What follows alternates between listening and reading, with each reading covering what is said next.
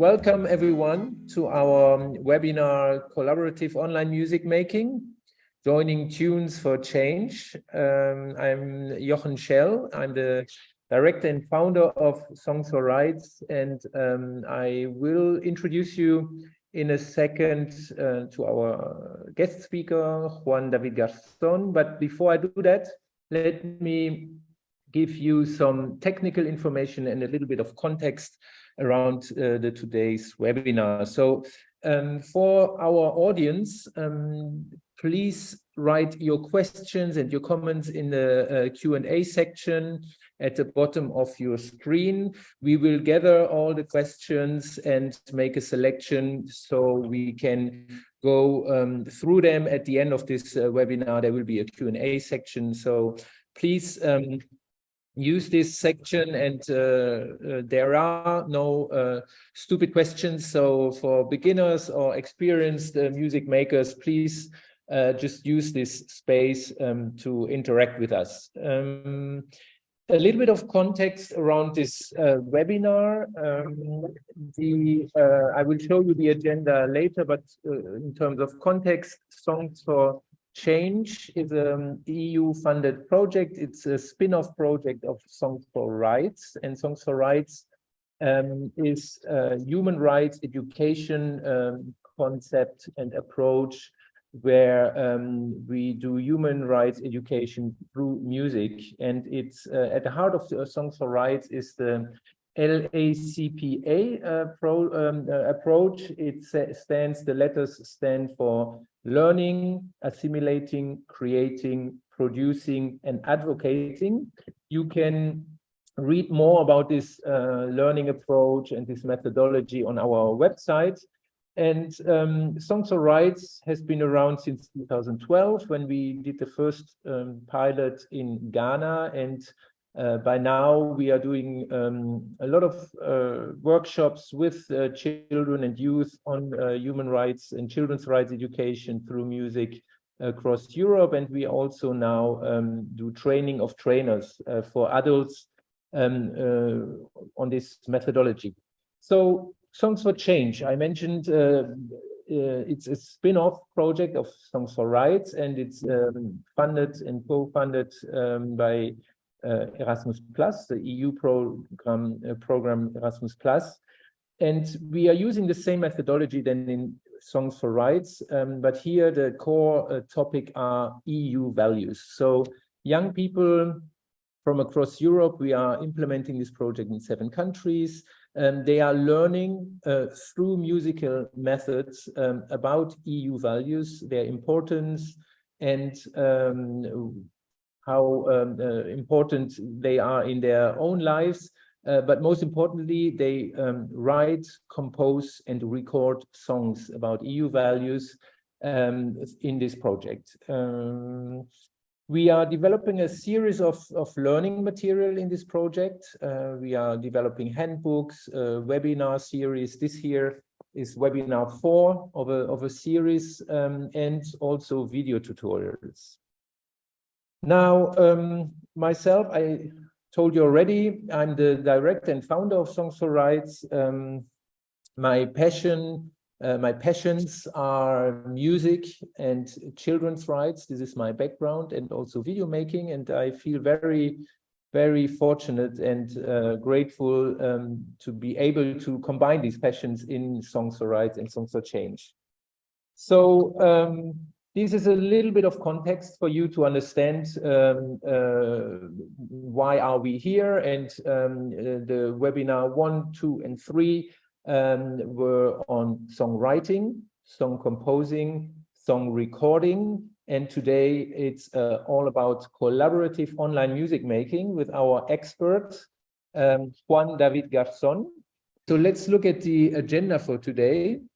We will start with an introduction into collaborative online music making and defining a little bit what is it actually, and the different forms of collaborative online music making. We will then have Juan also giving an insight on his experiences and his recommendations and tips when doing music online. And we will at the end have a question and answer session. As I said in the beginning, we are gathering your questions you put in the chat, and we will put them to Juan at the end. Before continuing with the webinar, let me introduce you to Juan.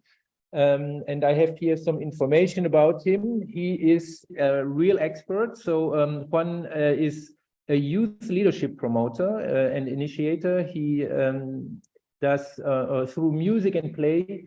Juan works with youth projects across Europe, supporting youth community development processes.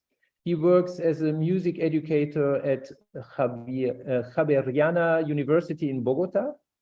I hope I pronounce this correctly. Yes.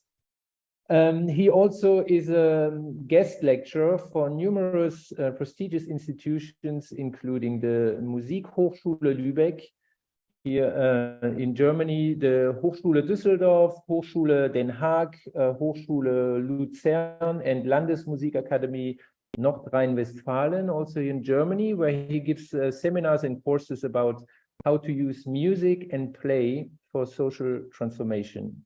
Juan also advises cultural and educational organizations such as the Youth Philharmonic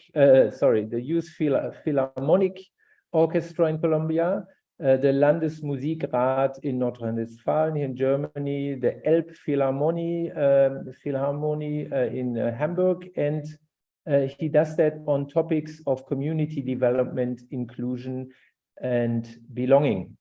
And why is Juan today our guest speaker in collaborative online music making?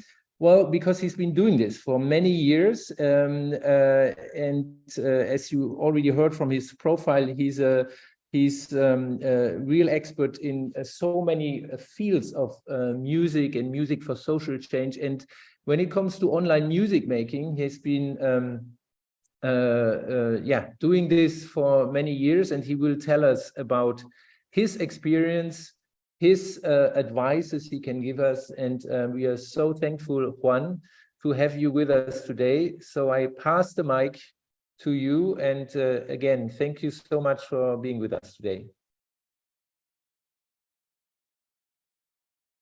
All right, thank you very much, Jochen, for that great introduction.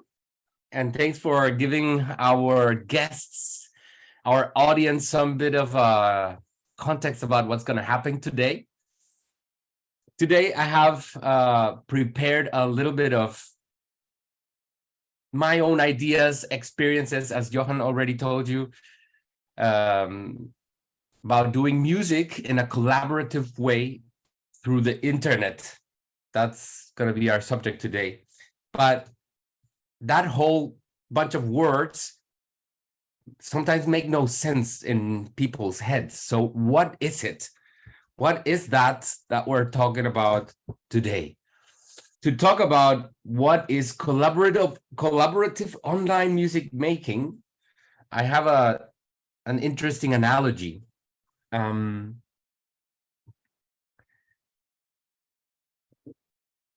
What's the natural tendency of water? Ask yourself. Water tends to flow. Flow is its natural action for water. And when water is not flowing, it looks for ways to flow.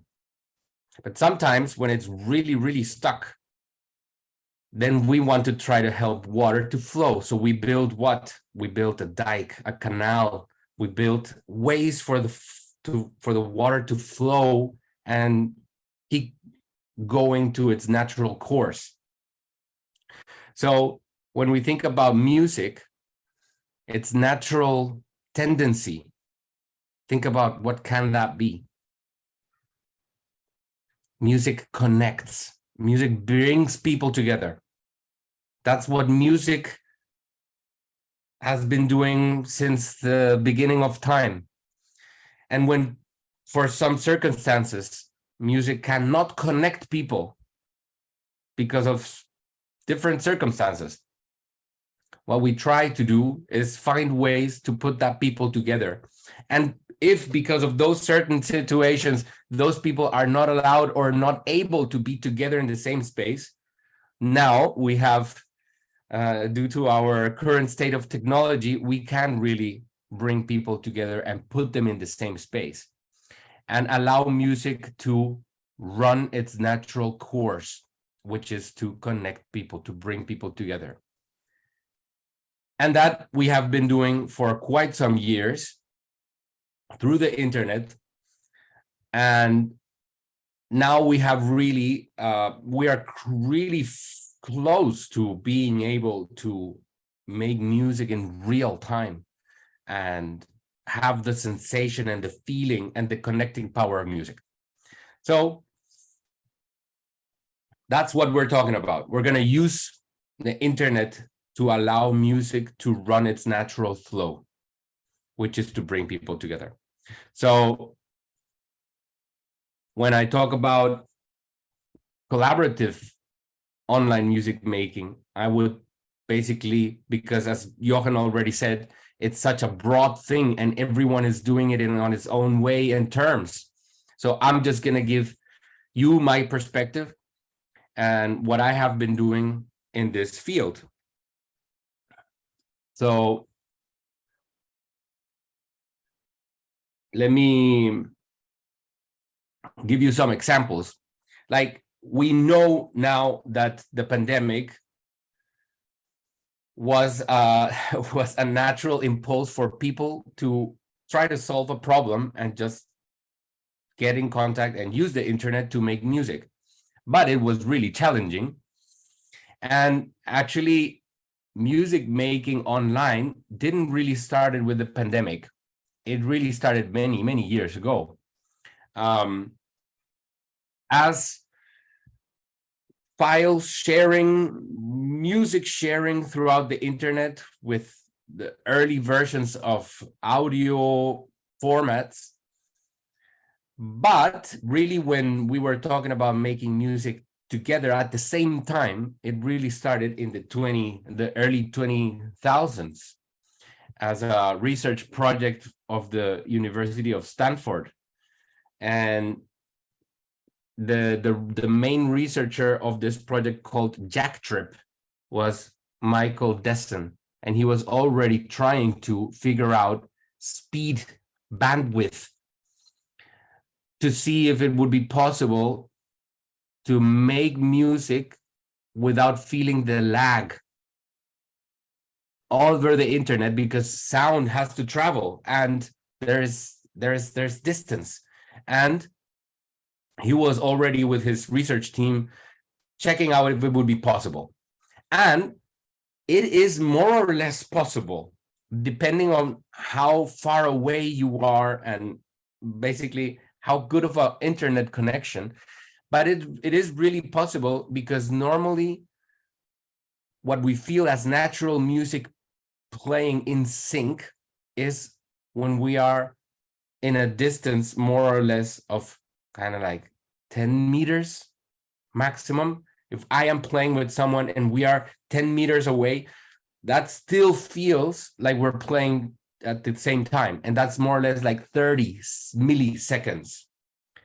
More than that, it's already starts feeling that we cannot play at the same time. And then when we talk about internet, if you're playing between New York and Hawaii, you have a delay of 500 milliseconds, just half of a second, and then it's totally impossible. But then if you're more or less in a radius and kind of like in the same speed of connection, in a radius within some 500 kilometers, more or less, then you can more or less with people try to feel and play and sense that you're playing almost at the same time. So that has been already running. But with the pandemic, we have seen that there's many projects, and you have seen all those YouTube videos with lots of little windows and people making music at the same time. Well, most likely that was not made at the same time. And that was lots of editing to put all those little windows in sync and feeling that they're playing in sync. But those are also valid ways of thinking we are doing collaborative online music making, because people are from where they are basically putting up a song together and getting creative to build the song. So really, there has been many different ways of doing it. But in my experience, I have been already working with my band for 12 years now in a distance relationship, let's call it, in a distance marriage. And with my band, and they are all spread over the world in Colombia and Poland, and me here in the Netherlands, from where I am today.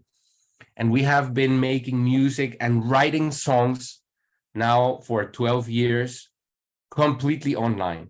And there's ways of transporting your ideas to your fellow collaborators and building the song and releasing the song, promoting the song, and bringing it up to the world.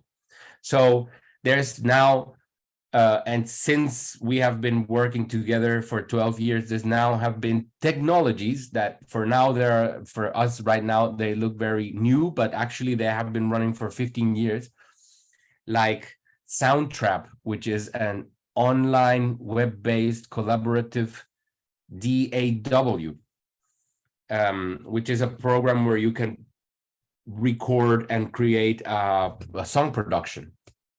So, and you can do it collaboratively at the same time and edit at the same time, record everyone from where they are, and then slowly start putting up a song together. So that's what I have been doing. So it's really possible. I have songs, many of my repertoire and catalog has been created that way, with singers in Norway, with singers in the UK and in US, and collaborating not only on music but on artwork, having the artist being in New York and being able to contact the people that you always dreamt of working together on a project. Now it's possible. Before, it was 20, 25, 30 years ago, it was really impossible to think that you would be collaborating with these kind of artists. Was impossible. And me and my band, we've had the opportunity to work with the designer of many of Metallica's projects and great bands, and we could only dream about this. But then it's a matter of writing an email, and then you start exchanging ideas, exchanging music, and then you have a whole round-up product. So that's possible. But there's also other type of possible collaborative projects that are to bring people from different backgrounds together in the same space, even if they don't know each other, and help them make music together. So there's also on the end of, you want to create an artistic project, but then you also want to create a connecting project that is more social and more broad. So some of examples, an online collaboration between Germany and Argentina, where we had dancers in Argentina and musicians in Germany to be able to jam together at the same time. And since we were having the music in one side of the world and the dance and also live drawing and art creation in the other side, we didn't have the problem of the audio latency, the audio delay. It felt seamless because we were following their dance moves. They were following also our music in Germany. And we were improvising, jamming in real time, a whole music piece. And that felt really connecting. And we really lost the sensation that we were not in the same room, that we had the Atlantic as a distance. So that kind of connecting power has the internet right now. And that was a project called Pulso de la Tierra, which was to allow us to connect to Earth, but we were using the internet. So we were using a lot of in the outside, in the open air, connecting, but through the internet. So we were really using that, the power of the internet there. There's also another interesting project. It was a youth online music festival where I was the project initiator and manager, let's call it. But I had during the pandemic, we had many groups of youth that were stuck. They couldn't meet others. They couldn't do their presentations. They couldn't do their processes that they already started. And then we had this moment where no one could go out. But then we figured out, how about if we connect these youth groups from Colombia, Germany, El Salvador. Then we had groups from all over, in Portugal also. And then we had an amazing, let's call it like an amazing online party where they could meet and exchange. And there was like a language barrier, but we were doing music. And then every band or every group had the opportunity to create music to put up as online streamed festival. So this was, although they were not making music with each other at the same time throughout the different countries, themselves in the different countries, they were putting up material to create something together around music. And then it was a festival and it was streamed, and everyone was working almost a year to create the whole repertoire and to be prepared for the live presentation. So that's also ways of creating music online, which is it's not always songwriting and song production, but it can be a festival production, for example. Or for example, when you think about nowadays, we have teens and people coming and fleeing from their countries. Now we're going to talk about Europe and especially Germany, and we have teenagers that, because of language and because of their situation right now, they cannot, or they're not able to go out and explore the world and be social and do what they're asked by society to do, but they're feeling more and more locked and at home and not being able to socialize. So then me and a bunch of teenagers, we thought, how about if we create an online chill music room so that people can, with a low threshold, take part of a social activity that doesn't require so much of themselves, so much effort and so much, courage, but just to go on an online session where you can be you, and go on an online session where nothing is expected of you, where you don't have to fulfill anyone's expectations and pass anyone's tests and do anyone's tasks. But it's a project run by teenagers and offered to teenagers that need this extra push to be able to socialize. And music is the perfect connector. So music is the heart of this online music chill room. So that's also a way of collaborating online. And we play games, and we play lots of music games. And we also, it's not everyone is playing an instrument, but everyone is connecting through music. So then you have real collaboration. And then you have, of course, all the Corona songs that came out, all the songs of joy that wanted to connect people all around the world. And we have also this super powerful way of being together in an online space, because the problem of the internet is that it can be as cold as snow. So you have to make it warm.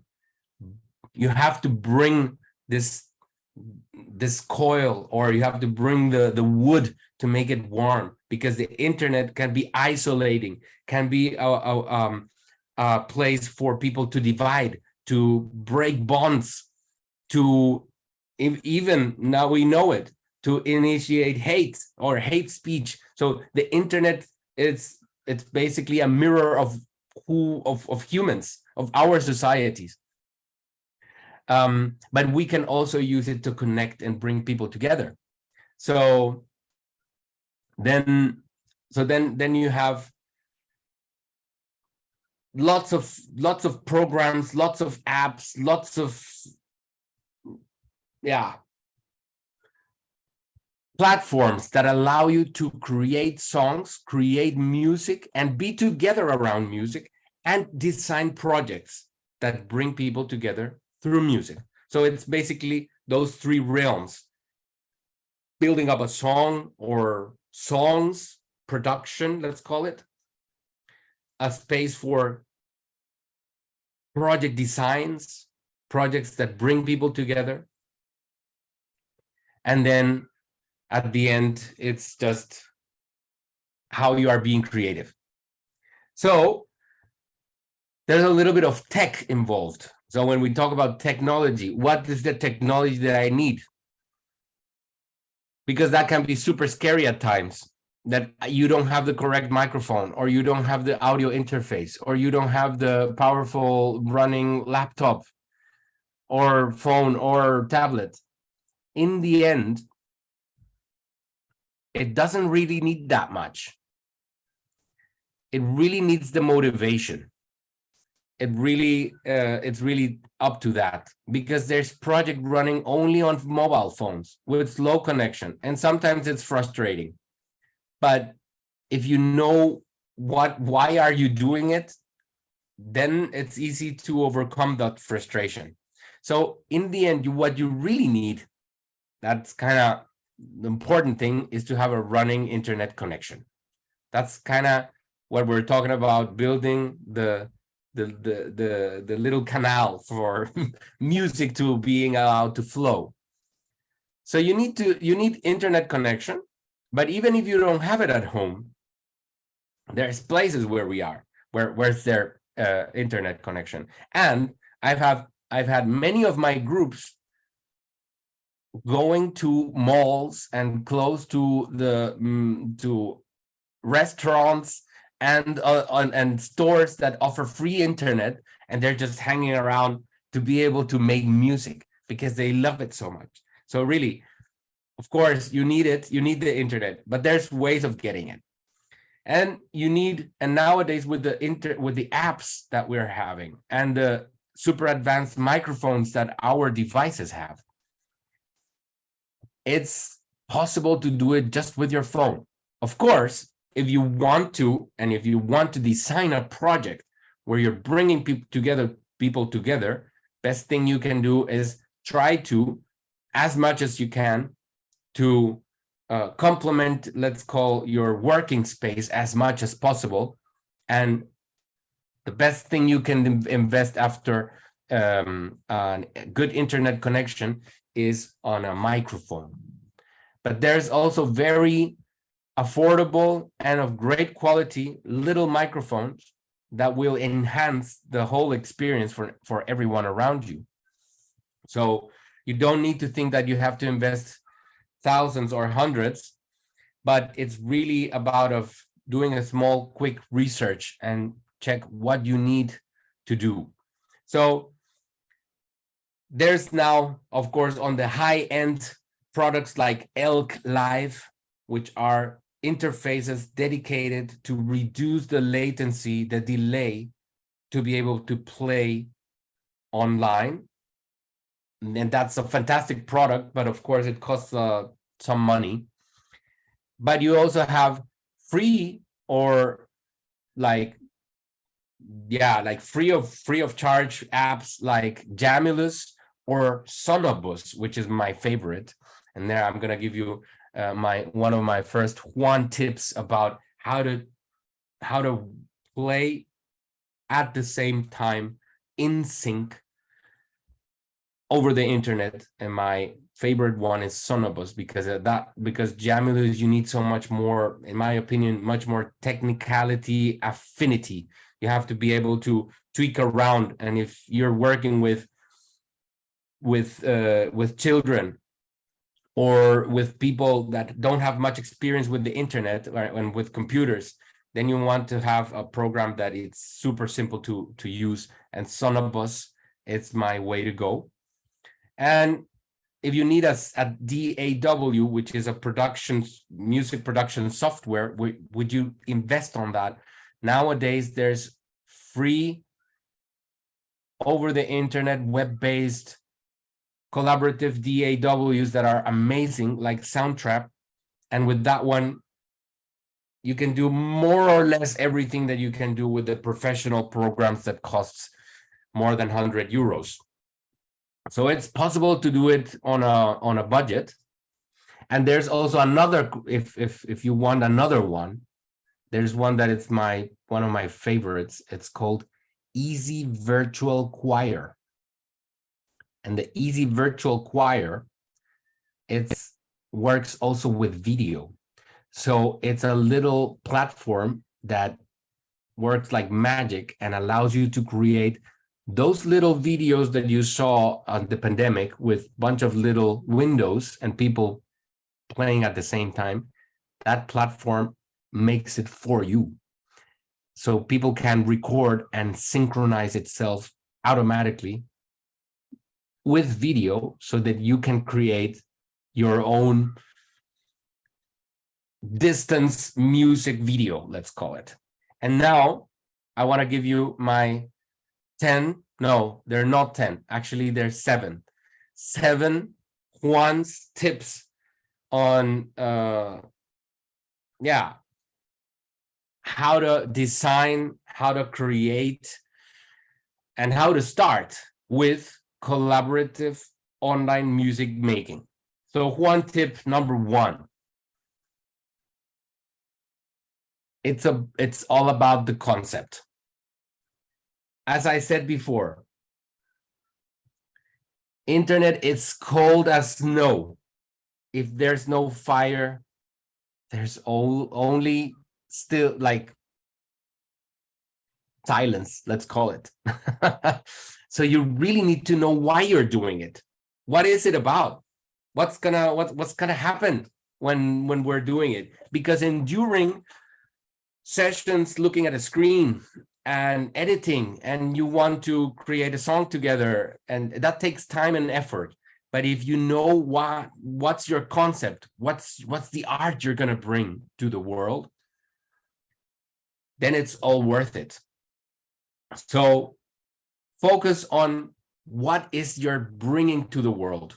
What is that thing, artistically speaking, that doesn't exist yet, that you're bringing into the world? That's my tip number 1.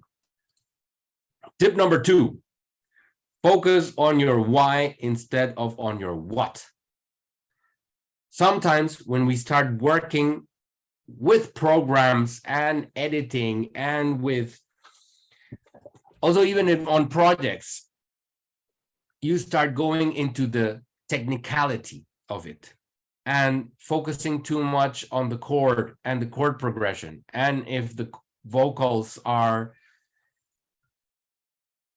perfectly in tune, or if that word is and of course we need all that. But why are you doing it? So, for example, with my band, we've been working 12 years now all over the internet. And we were thinking too much, we were focusing too much on, no, but we need to now promote it. And now we need to go and think about the whole marketing strategy to put out the song online. And all running numbers. And we were at some point running too many numbers and too many scenarios about how to bring the song out. And we were for some time missing on, but why are we doing it?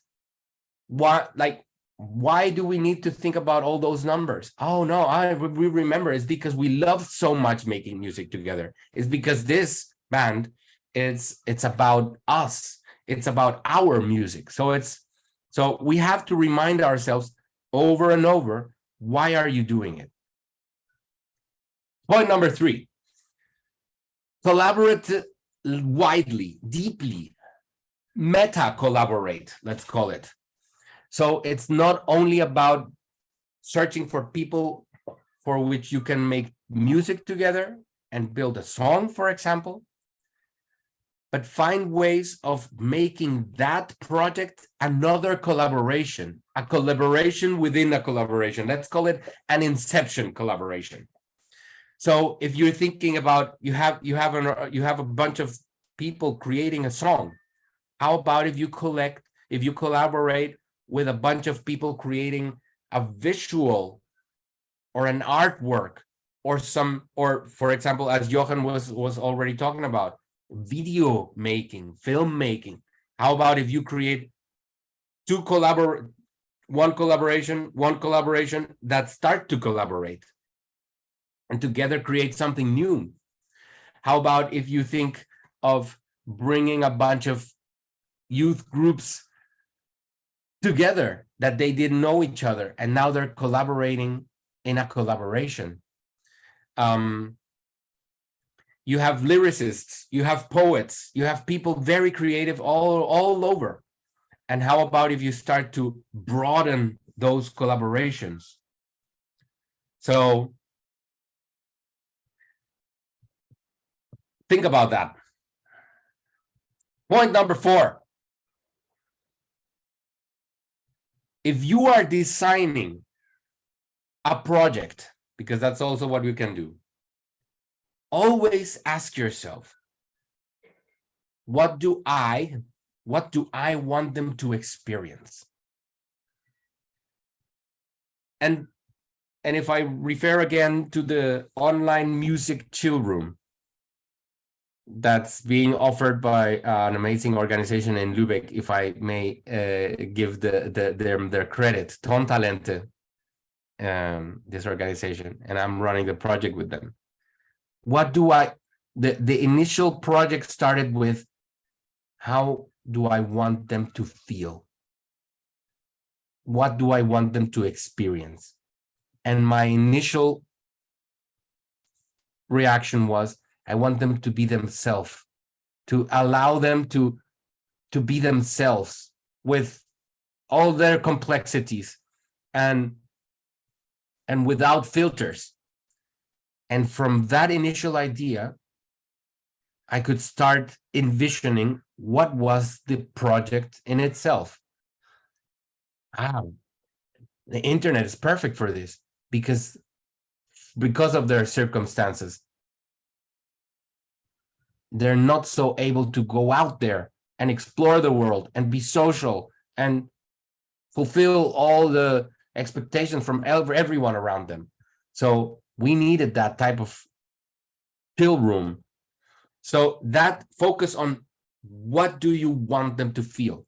And also if you're recording or if you let's say you're producing a song with a bunch of people that are far from you, also think about that. How do you want then us to feel? What do we want us to experience when we're doing this song, when we're recording this song? Point number 5, timelines and plan. We creative people are not very keen to planning and putting up timelines. It's hard for us. We all know it. But it's quite important when you are working over the internet. Because the internet, since it's also its property to get cold and cold, project starts to delay and delay. So if you have a plan on and a timeline about what's supposed to happen, that will help a bunch of people that are not in the same space, because you cannot, you don't have the chance to to say hi, shaking hands, or the warmth of being together in the same space. It's easy that project starts to sleep a little bit. So a timeline, and if possible, a person who is very good at keeping deadlines and controlling the plan, if that person is able to be there, it's good. Point number 6, featuring versus collaboration. We see all over the internet also this artist featuring that artist. Many times those featurings are not real collaborations. Sometimes featurings are a hired, let's call it a hired person to bring that in. But then the artistic and the exchange of ideas is not so much there. Because that person who is the featuring artist is just receiving what he, she, or they need to do in the project.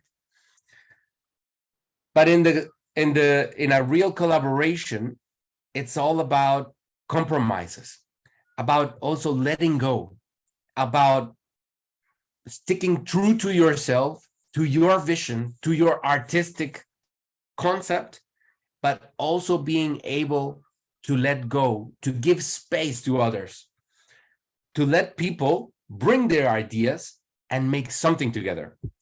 So that's the importance of really thinking about collaboration and not just featurings.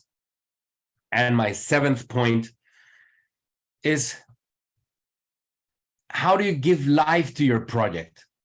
And then when you think about projects, we think about words like breaking even, and that means like making it so that you use your resources, and if you have a budget, for example, that you get to this point where you're not anymore in loss. You're not but also we're talking about sustainable projects. And what are those sustainable projects? Well, it's all about resources. When the resources for the next generations, or for yourself, or in your future self, you still have resources, and you're not just sucking resources out of your energy, with your bandmates, with your collaborators. So make it sustainable, but also at the same time, you want to make it self-sufficient. So you want to also try that the project also can run even when some of the collaborators are not able to put so much effort into the project. Because when you're thinking about you being the designer and initiator and manager of a project, you also want to try to involve people and really do a collaboration so that they feel that they own the project, so that they can run the project even when you cannot. That's very important.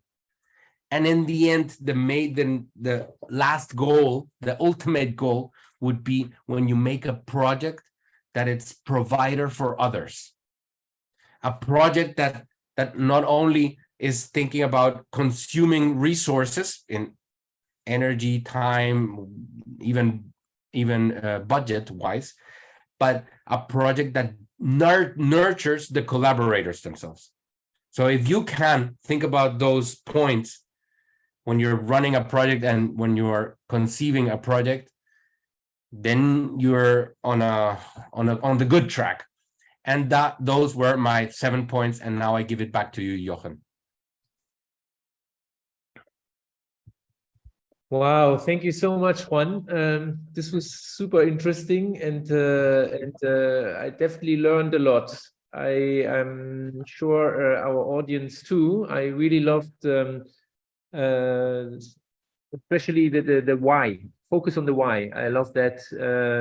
Also, this collaborating in collaboration, and yeah, very much love that. And this. What you also said about ask yourself what you want people to experience, right, and feel, which is very connected to the why again. So awesome. Okay, we are starting our Q&A session now. We gathered some questions from the chat. Thank you for all who wrote their questions. And we are going through them now and putting them to Juan. So let's start here with, it's about, I guess, a technical aspect. And I think you mentioned some of these things already.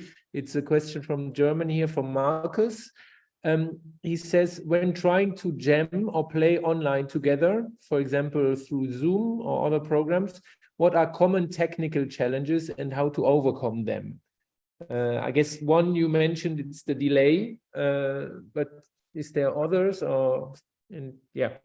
Well, conferencing programs like Zoom, although they're really great and they have done good stuff for musicians and music educators, we still don't have like a fader button where we can adjust the amount of desirable delay that we can live with. So on a conferencing program, you're always going to have a delay that makes it really hard to stay on the beat. So when you're playing music that has a steady beat, or a beat that is the heart of the song or whatever you're playing, you're going to have a hard time. But you can also do music that doesn't have a connector beat. So very, let's call it etheric and very ambiental, spatial.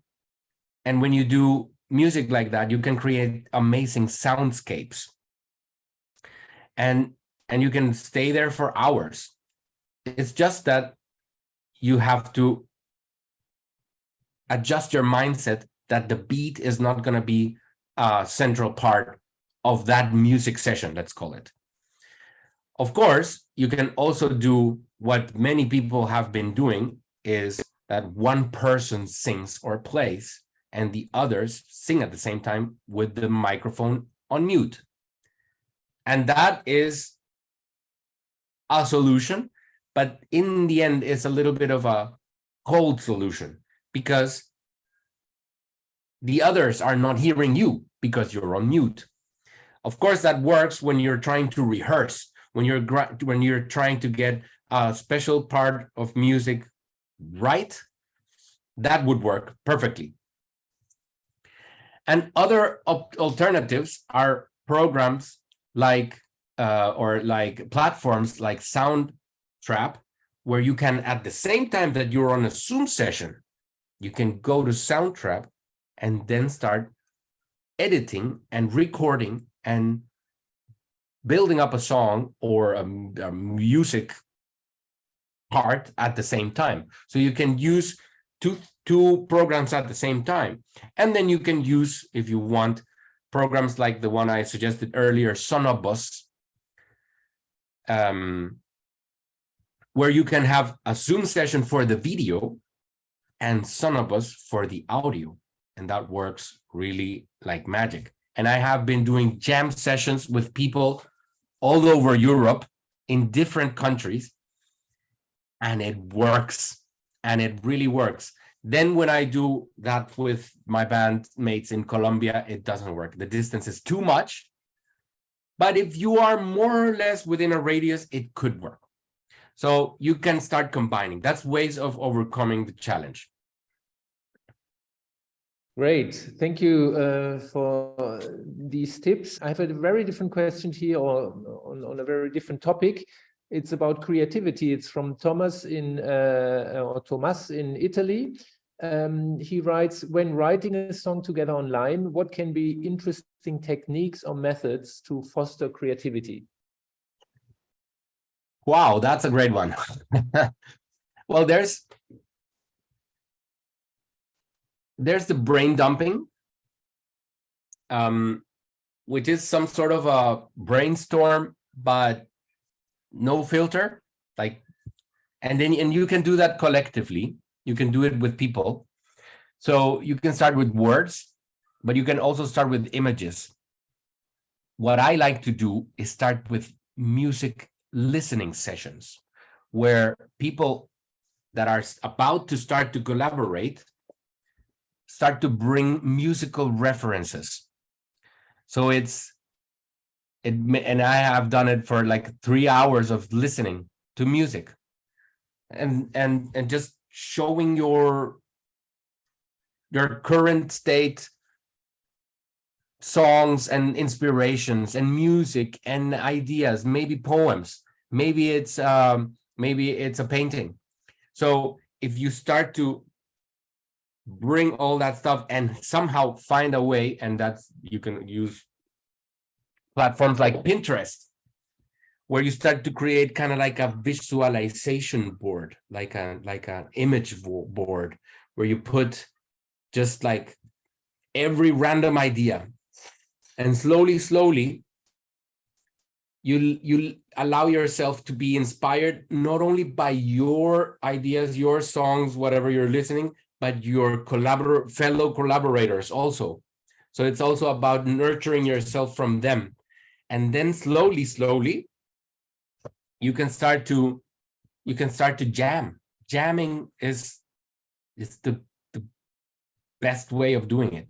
And if you are not familiar with the word jamming, it's a word that musicians use when they just come together in the same space, and probably this is going to be a digital space, and they just start to let the inner music go out and flow. And that doesn't need many instructions. That doesn't need many words. Just letting music go out and interact. And that's a jam session. So if you're able to, for example, create a soundscape over Zoom, where you start to let flow your chords, strums, whatever it is, melodies at the same time, and make sure you record that session. Never forget it, to record it. Then you start slowly to create, to do a funnel type of session, where you start very broad, and slowly you start to get very narrow and funnel the ideas. So I would say start with that, do visual boards, do lots of inspiration boards, and slowly someone, naturally, when they're all inspired, someone would naturally take the lead or take the initiative and take over a specific part of the process. So for example, what happens with my band is that someone of us says, oh, what we have been jamming for the last couple of weeks, it's speaking to me now. So I want to start with the core idea of the text. And then someone takes that impulse. That's super cool. That's super valid. And then that person brings already the next time some ideas, and we start collectively filtering out, creating adjustments. But then it's because of there was a lot and enough inspiration. Great. Juani, I have another question here from Anna from Portugal, and she asks about an interesting point here, how to make sure that everyone feels included when making music together online. Wow, that's a big one, because in the internet it's easy to hide. And if you hide too much, your voice is not heard. And then you could potentially be excluded of the whole creative process. So that needs a lot of common agreements. When you're starting a collaboration, agree on how you like to work. What do you need for every person in the collaboration to feel at ease, to feel good, to feel heard? Because there's some people that are more listeners and more passive in their listening, and that doesn't mean that they're not participating. They're more observant, and from that point, they're also participating.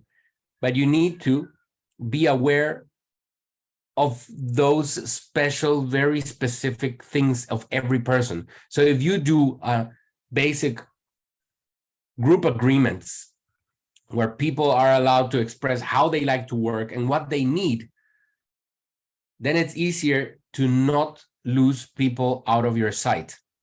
And if you are running the session, and if you, let's say you're the facilitator of a online music collaboration, you're facilitating, what you need to is always, like, even put a post-it, put a note on your screen that allows you to always check on everyone, that everyone feels included. So if you are the facilitator, my suggestion would be try to work, if you can, with a separate screen where you can, on one screen, you have the whole creativity, music making, whatever it is. And on another screen, you have all the images of everyone who's there. You follow everyone that's there, and you track what's going on with everyone. That would be a tip for me. Great. Thank you, Juan. I'm just going to the next question here from Belgium, this time from Patrick. He writes, when creating music through remixing and putting parts of a song together, which are created in different locations by different people, would you recommend a certain process or order or steps? For example, starting with the chorus and then build on that, or with the lyrics first and then compose music to the lyrics? Or is there no really rules, or what would be your recommendation? Wow, that's also a big one. Music has no rules, but you sometimes need order. So find an order that works for the specific people that are there at the collaboration. In how I like it, it's to have musical basis before starting with the text. But there's many songwriters that first they need to get out all the text first and then put music to it. So there's really not a way of doing it. But what you can do is trial and error. My suggestion is try first, for what you just said, maybe try first with the chorus and then the rest. Oh, that didn't feel so natural. Well, now you know. For next time, try then starting from the end or with the verses. So it's really a trial and error until with your with your group, you find the way that works for you. But it's really such an open, like a massive question, that there is really not one answer to it. Yeah, I guess so. But that's already a good tip from your side. There are no rules, but you need order. I like that. I have two more questions here. One from Slovakia, from Shimona, and she asks how to find musicians with whom to make music with. Any tips on that? I know that, first of all, the traditional way would be to find musicians in person.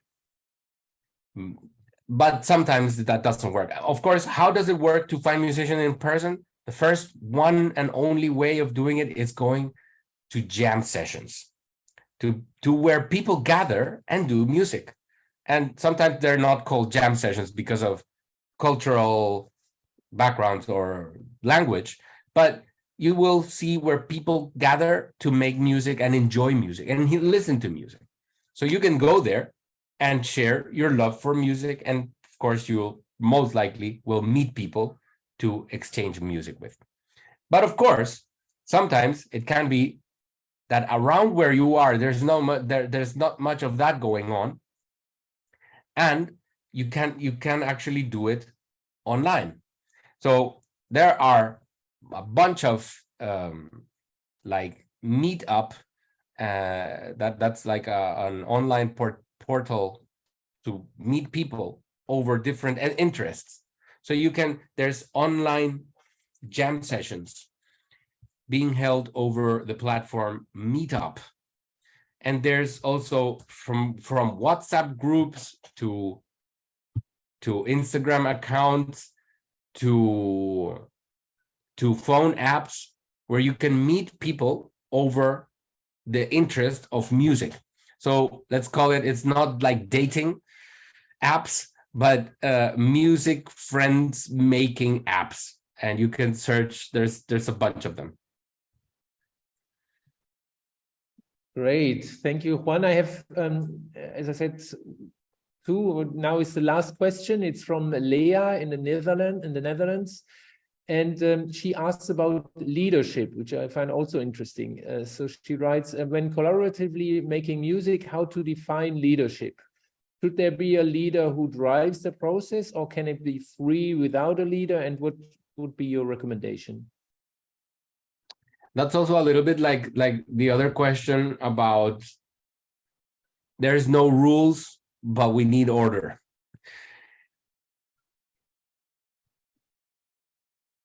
In a collaboration, you want to make sure that everyone has a part on it, has a take, has a voice, and feels that the project belongs to them. So when you can of course have a leader of a project, and that doesn't prevent the others to feel connected to the project, but you just have to be careful that the leader doesn't become the dictator, let's call it, but just the person who facilitates, makes it easy for the others to collaborate. So having a person who is a natural leader is always amazing. But that natural leader, and nowadays we know that leadership means taking care about the people who are under your charge and not pushing people. But it's really interesting. So I would say there's no one way of doing it. There's also collaborative projects that work on a very let's call it horizontal way, where everyone knows what their strengths are and what they're bringing to the project and what they need to do to make things happen. But also sometimes it's necessary that someone takes the initiative and also brings people, or brings the project back to its running course. So it's also a little bit of touch, and every project will be different. But if you are that person, make sure that your leadership allows others to be themselves, to feel heard, to feel that they belong, that they own the project, and then that they have a saying in the project. Thank you so much, Juan. We are through with our questions. Thank you so much. It was extremely insightful, and I loved it. Thank you so much. Love to hear that. Okay. We have come to the end of our webinar. Thank you so much again, Juan, for these tips and all your experiences you shared with us, your recommendations. It was very insightful and informative. I really loved it. And from the questions and the participation in the chat, I think our participants also really enjoyed this session.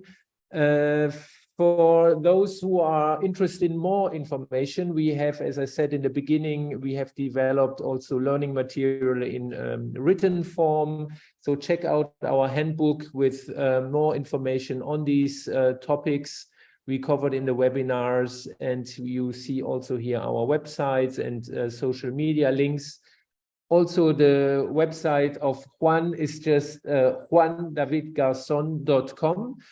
And you can follow all his projects and the work he's doing. So stay tuned. Thank you for participating. Thank you, Juan, again. Have a great day, and we see you soon, and take care. Bye-bye. Bye-bye.